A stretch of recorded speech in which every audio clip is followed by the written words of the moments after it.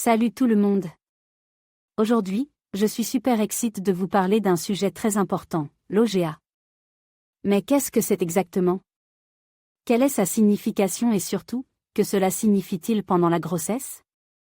Dans cette vidéo, nous allons plonger dans le monde de l'OGA, comprendre son impact sur la santé des femmes enceintes et découvrir pourquoi il est crucial de le surveiller de près.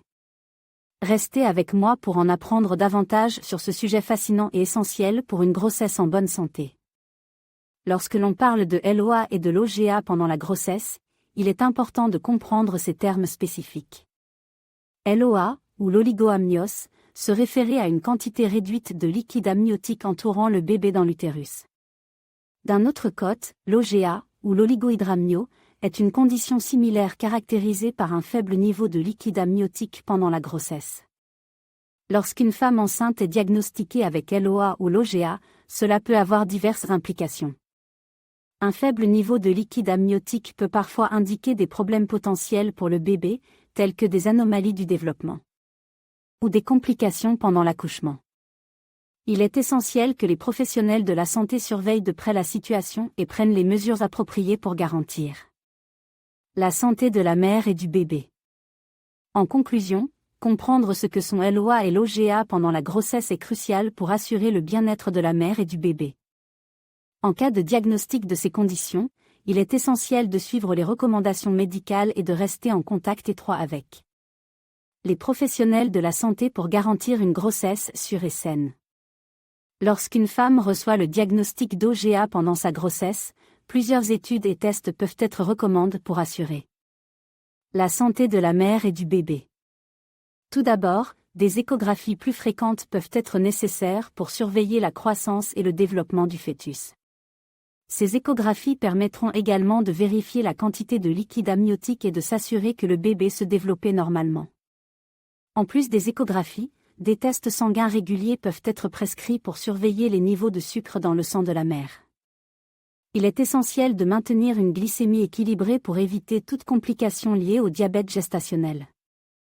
Par conséquent, des tests de dépistage du diabète gestationnel peuvent être recommandés pour évaluer la tolérance au glucose de la mère.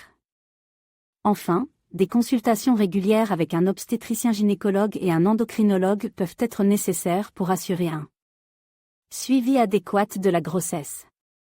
Ces professionnels de santé pourront surveiller de près l'évolution de la grossesse et ajuster le traitement si nécessaire pour garantir une issue favorable pour la mère et le bébé. Lorsqu'une femme est diagnostiquée avec un OGA pendant sa grossesse, il est essentiel de prendre des mesures pour contrôler la maladie et minimiser les risques pour la santé de la mère et du bébé. Tout d'abord, il est crucial de suivre un régime alimentaire équilibré et adapté pour maintenir des niveaux de sucre dans le sang stable. Cela peut impliquer de limiter la consommation de glucides simples et de privilégier les aliments riches en fibres. En plus d'une alimentation saine, l'exercice régulier peut également être recommandé pour aider à contrôler la glycémie et à maintenir un poids santé pendant la grossesse. Des activités douces comme la marche ou la natation peuvent être bénéfiques pour les femmes enceintes atteintes d'OGA. Enfin, dans certains cas, un traitement médicamenteux comme l'insuline peut être nécessaire pour contrôler efficacement la glycémie.